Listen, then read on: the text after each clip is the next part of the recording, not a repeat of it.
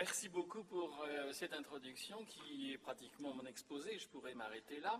Et effectivement, pendant toutes mes études et ma vie de scientifique, j'ai essayé de concilier l'art et la science et aussi d'essayer de comprendre par ce biais comment fonctionne notre cerveau et surtout qu'est-ce qu'il reste à faire. Avec la beauté dans le cerveau, je présenterai un programme de recherche plutôt qu'une présentation didactique de ce qu'est la beauté dans le cerveau.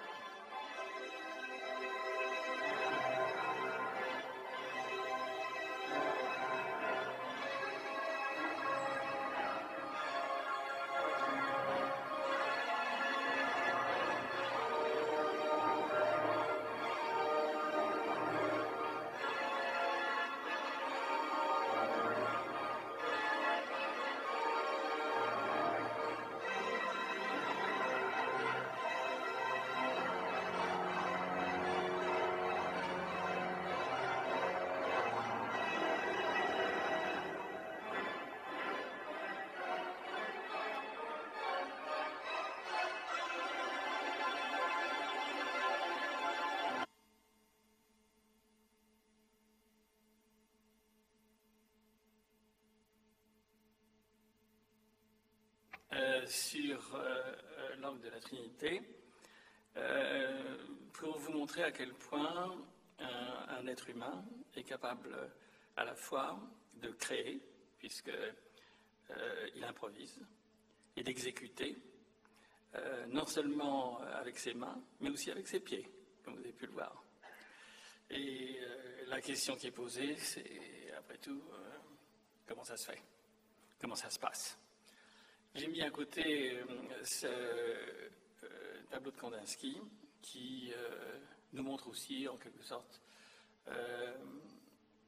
un ensemble de couleurs, de lignes, une musique dans l'organisation de ce tableau. La question qui se pose, c'est qu'est-ce que le beau? Je ne sais pas si vous avez réfléchi à cette question. Ce n'est pas une question simple. Beaucoup de philosophes se sont penchés sur cette question.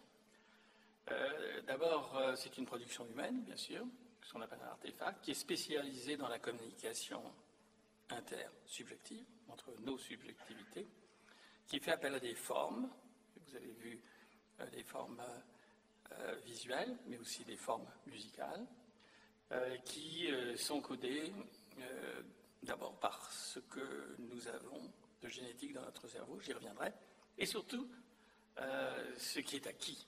C'est ce que j'appellerais épigénétique. Ce mode de communication est différent du langage. Vous n'allez pas confondre un tableau avec un mot ou ces fragments de musique avec une parole. Non. C'est une communication qui est non verbale et qui touche nos émotions. Je ne sais pas si vous aimez la musique de Messiaen, moi j'aime énormément, ça me touche profondément. Et ce tableau de Kandinsky, pour ceux qui ont vu l'exposition Kandinsky, c'est vraiment quelque chose qui nous bouleverse quand on voit le parcours de l'œuvre. Donc, une communication non verbale, d'état émotionnel, mais aussi, évidemment, de connaissances, d'expériences.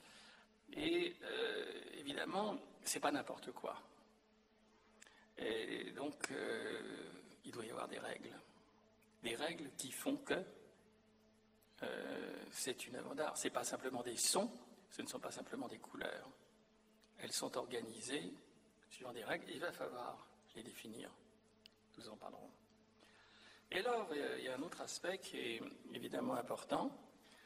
Je ne sais pas si vous avez perçu ça lorsque, intentionnellement, vous ne prévoyiez pas qu'il y aurait cet éclat d'orgue. Subitement, il y a une efficacité esthétique, brutale, immédiate. Quand vous voyez un tableau de Kandinsky, c'est pareil. Et il y a à la fois, dans cette efficacité esthétique, un aspect émotionnel, mais pas seulement. Parce que tout de suite, vous voyez que les choses sont très organisées, sont rationnelles. Donc il y a dans l'œuvre d'art, et c'est ce qui en fait, je pense, sa supériorité, son excellence, à la fois les émotions et la raison, et il y a bien entendu des processus conscients et non conscients qui interviennent dans la perception et la création de la conscience. C'est ce que vous entendez ou c'est ce que vous voyez? Non conscient, c'est tout ce que ça évoque. Cette musique des Messians, ça peut, pour ceux qui sont religieux, ça peut évoquer telle ou telle cérémonie, telle ou telle circonstance. Pour ceux qui ne le sont pas, c'est quand même la plénitude de l'orgue, etc., etc. Et la question qui se pose, sur laquelle je conclurai, c'est est-ce qu'on peut dire qu'il y a un progrès en art? Alors, en science, oui, ça, on sait qu'il y a un progrès. Notre amie physicienne a mentionné les progrès de la physique, elle a oublié de mentionner les progrès de la biologie et de la médecine. Je pense que là, pardonnez-moi, mais les progrès sont considérables, immenses. Quand vous comparez l'état de santé dans lequel se trouvaient les hôpitaux psychiatriques, par exemple, au XIXe siècle, ce qu'ils sont devenus, avec quand même toute cette pharmacologie qui a réussi, sinon à guérir, du moins à soulager beaucoup de patients. Et puis il y a tous ces nouveau-nés. Un nouveau-né sur deux mourrait. Regardez les enfants de Marie-Antoinette, ceux qui ont visité cette exposition au Grand Palais. Et presque tous sont morts, sauf un. Aujourd'hui, on n'accepterait pas que, disons, la moitié de nos enfants meurent en bas âge. Eh bien, qu'est-ce qui fait la différence? La science, et les sciences biologiques, les sciences médicales. Donc, question posée, est-ce qu'il y a un progrès dans l'art? Est-ce que Soulages, que vous voyez ici, est supérieur ou inférieur au Parthénon? Est-ce que quand vous écoutez Messiaen, vous dites que c'est mieux ou moins bien que Jean-Sébastien Bach? Bon, je pense que, a priori, la réponse est qu'il n'y a pas de raison de considérer qu'il y a un progrès. Et si vous regardiez les fresques de Lascaux, vous diriez, bon, pratiquement tout était dit à cette époque-là, sur les murs de nos cavernes. Donc, peut-être pas de progrès, mais certainement une évolution qu'il va falloir essayer de comprendre. Alors ici, je débute avec une peinture de Soulages, parce que je concentrerai ma présentation essentiellement sur les arts plastiques, et la peinture en particulier. Et vous voyez ce que dit Soulages, qu'est-ce que c'est qu'une peinture, puisque nous sommes encore à essayer de définir le beau. Je ne sais pas si je l'ai vraiment défini avec vous, j'ai essayé de cerner les problèmes que cela soulève. Une peinture est une organisation, le mot organisation est essentiel, un ensemble de relations entre formes. Ça aussi, c'est absolument critique. Ce n'est pas le hasard, ce n'est pas n'importe quoi, il y a quelque chose d'intentionnel, d'organisé, et sur lequel viennent se faire et se défaire les sens qu'on lui prête.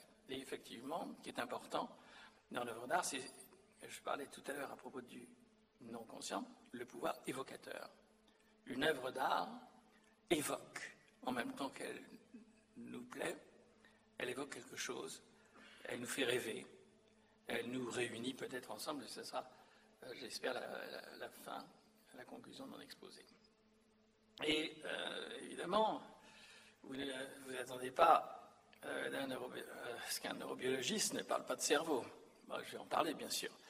Et comme toujours, il faut avoir une hypothèse.